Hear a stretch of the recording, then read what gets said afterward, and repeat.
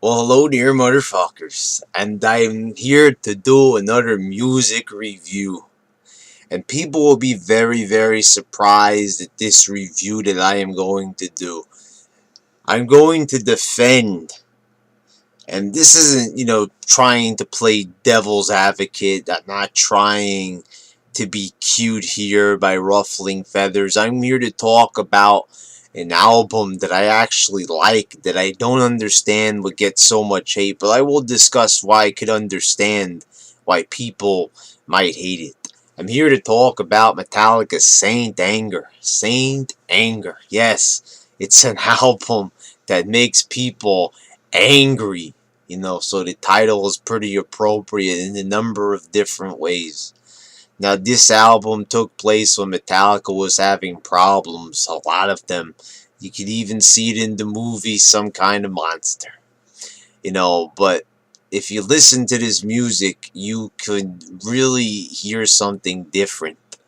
Um, it doesn't really sound like Metallica in the traditional sense, but then again, it does because it has the same attitude.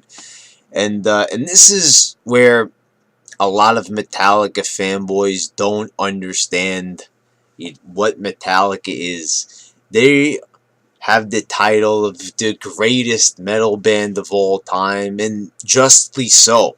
And there is reason why. Because they are able to branch out into so many different things, um, that they rightfully deserve that title. And what they tried to do with this album was a lot of different things. Different vocals, different riffs, different tuning, even going all the way down to a G sharp tuning on what is arguably the best track on the album, Invisible Kid. Now, the album themes, they deal with anger, regret, loneliness, social abandonment, and things like that. And that's what makes the album relevant. So the themes are there. We all know that all the albums have themes and things like that, just like Death Magnetic has to do about death and suicide and many things like that, just like Master of Puppets had to do with the war, insanity, and things like that about the human condition. So there is really no reason to hate on this album because of the themes. Are some of the lyrics a bit weird? Um, some people criticize songs like "Frantic" for the lyrics. My death style, my lifestyle determines my death style. Maybe the wording of that, was a bit weird, but really, in the end, in retrospect, it ended up being one of the catchiest lines. So James Hetfield certainly knew what he was doing. Definitely understood how to write that song to make people remember it many years down the line. And the thing that pisses me off about when so many people talk shit about this album, it's like they act like it's the worst thing ever. Like they haven't heard countless other rock and metal albums that were far, far worse. And, it just it really is bizarre. This is sort of the thing with Saint Anger where I have to really just step in and say this. It's because of the fanboy mentality, especially when it comes to music, when it comes to movies, shows, video games. One person says one thing, it spreads all over the internet. And that's what you have to understand. 2003, when Saint Anger was released, that's when the internet was getting really, really big. Message boards were really starting to be the in thing. YouTube didn't exist yet, but message boards, things like that. You could still post, you could still blog, you could do things like that. And so, word of mouth that the album sucked, it was terrible, got around. Many people, they they adopted that train of thought, and that is exactly why many people seem to hate the album so much, and it's really, really not justified at all. Many of the riffs are very memorable, I think, at least to me. Simplistic, yes, I think, even an average, below average beginner guitar player could copy those riffs on their own guitar.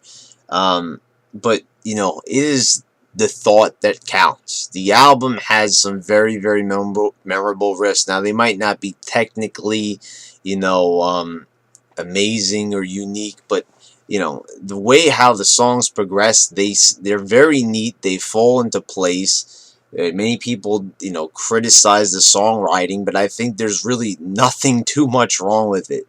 Now, of course, many people will criticize me. They won't be able to really debate this on any other level besides calling me an idiot, a retard, and things like that. But, the riffs are memorable. If you are going to argue that riffs like Frantic's main riff, the opening riff, are not memorable, then you're simply lying. Riffs like that, they were still original. They haven't been done. I really haven't heard anything like them. Now, they're not as complicated as the other riffs from, albums like Ride the Lightning or Master of Puppets, and they might not be as good, but they're still damn good. Now, no solos. Now, this has always been the thing. A song does not have to have a solo to be good. Take a band like Korn. They have never, ever had any solos ever at all. Um, they never had a traditional solo or anything really that resembled one. Um, so that band did very fucking well.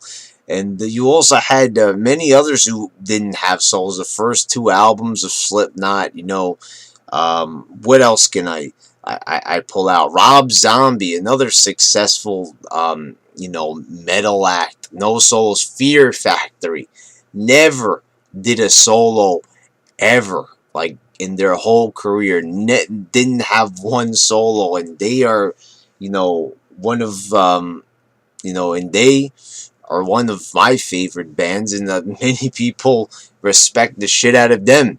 And they've never done any solos. So the thing is, do you really need to have a solo on a song to make it a metal song and for it to be pleasing to fans? I say no.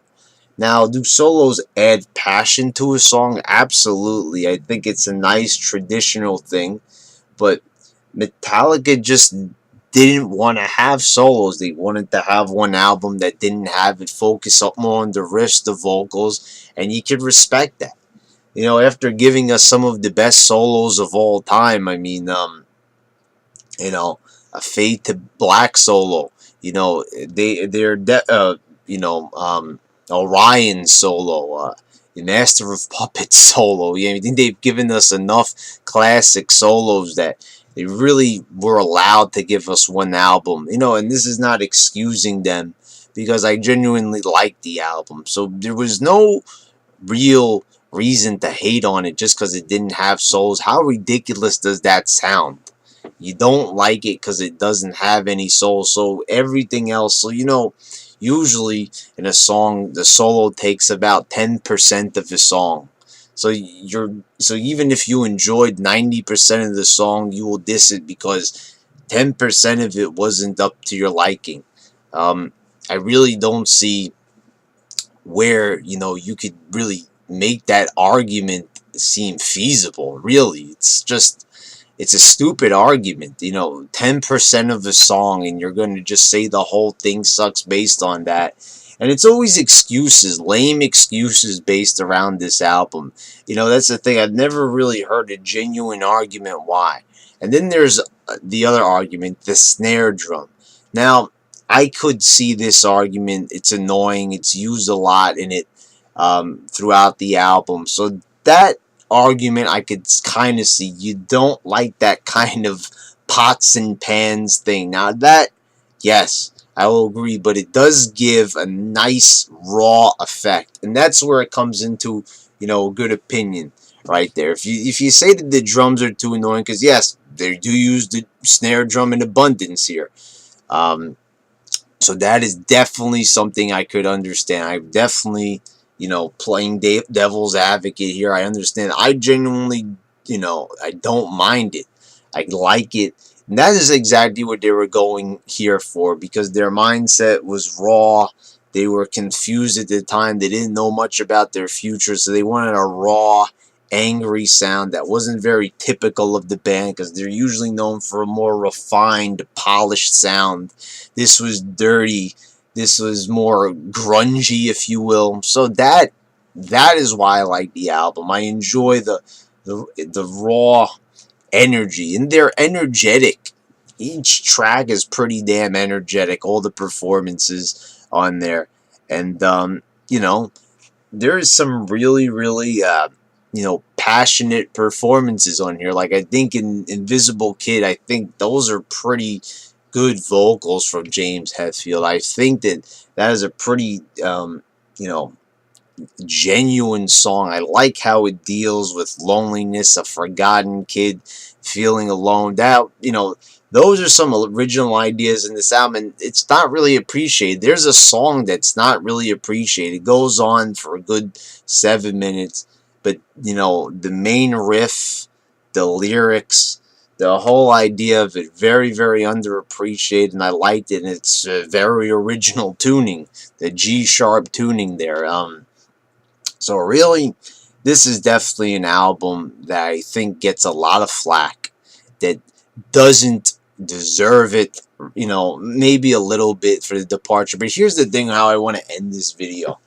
People attacked Metallica for the Black Album. Now, that album is a masterpiece. Just because they tweaked their sound a little bit, simplified things, didn't make it ultra complicated like And Justice for All. Now you even have people who diss And Justice for All. You have people criticizing each album because every single time they change their sound. Now, it's really interesting how people's minds work.